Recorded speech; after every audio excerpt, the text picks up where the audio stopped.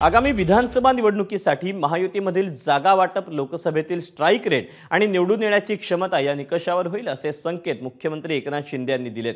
विधानसभेची निवडणूक नोव्हेंबरच्या दुसऱ्या आठवड्यात आणि 2 टप्प्यात होईल अशी अपेक्षा असल्याचंही त्यांनी म्हटलंय। ते वर्षा निवासस्थानी पत्रकारांशी अनौपचारिक चर्चा करत होते। निवडून येण्याची क्षमता हाच जागा वाटपाचा मुख्य आधार असेल असं भाजप नेते सांगत असतानाच आता मुख्यमंत्र्यांनी त्यात स्ट्राईक रेटची भर टाकली आहे।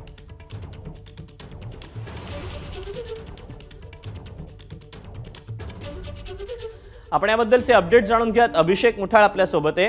अभिषेक, महायुती उमेदवार निवडीचा फॉर्म्युला ठरल्याचं समजतंय, किंबहुना मुख्यमंत्र्यांचं जसं वक्तव्य देखील आहे। त्यामुळे एकीकडे भाजपचे नेते निवडीचा जो फॉर्म्युला आहे तो निवडून येण्याची क्षमता सांगत असताना जो आधार सांगतायत, तर त्याला आता मुख्यमंत्र्यांनी स्ट्राईक रेटची भर टाकली। त्यामुळे आता याच्याकडे नेमकं कसं पाहायचं?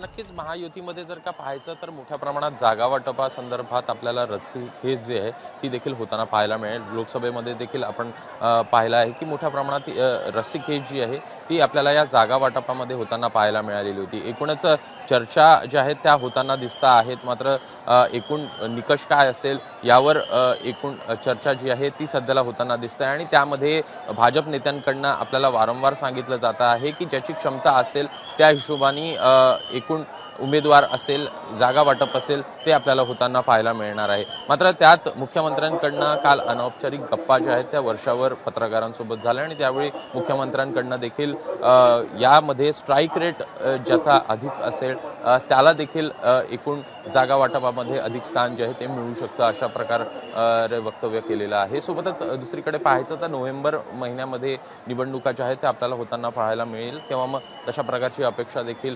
मुख्यमंत्र्यांकडनं व्यक्त केली जात आहे। कदाचित ती 2 टप्प्यांमध्ये आपल्याला निवडणुका ज्या आहेत त्या होताना महाराष्ट्रातल्या पाहायला मिळू शकतात अशा प्रकारे देखील वक्तव्य होताना दिसत आहेत। सोबतच लाडकी बहीण योजनेसंदर्भात देखील एकूण जो नॅरेटिव्ह सेट करण्याचा प्रयत्न विरोधकांकडनं होतो आहे तो देखील फोडून काढण्याचा प्रयत्न मुख्यमंत्र्यांकडनं आपल्याला होताना दिसला आहे। एकूण राज्याची आर्थिक स्थिती जी आहे ती कुठेतरी खराब होते आहे अशा प्रकारे विरोधकांकडनं देखील या संदर्भात नॅरेटिव्ह सेट करण्यात येत होतं। मात्र मुख्यमंत्र्यांकडनं स्पष्ट करण्यात आलं की अशा प्रकारचं कोणतीही गोष्ट जी आहे ती सध्याला परिस्थिती नाही आहे, आर्थिक स्थिती जी आहे ती चांगली आहे। सोबतच या सगळ्या घडामोडी घडत असताना एकूण चर्चा ज्या आहेत त्या आपल्याला फैरी होताना पाहायला मिळत आहेत। महायुतीमध्ये देखील या संदर्भात आपण पाहिलं की गृहमंत्री अमित शहा आलेले होते आणि त्यानंतर बैठका देखील आपल्याला होताना पाहायला मिळालेल्या होत्या आणि त्यामुळे एकूण जागा वाटप नेमकं कशा प्रकारे होतं आहे, कशा प्रकारे निकष असेल या संदर्भात अनेकदा चर्चा आपल्याला होताना पाहायला मिळते। स्वाभाविकच आता सगळ्यांचं लक्ष लागलेलं आहे ते म्हणजे जागा वाटपाकडे, ते नेमकं कसं होतं हे पाहणं महत्त्वाचं ठरणार आहे। अभिषेक, धन्यवाद दिलेल्या सविस्तर माहितीबद्दल। एबीपी माझा, उघडा डोळे बघा नीट।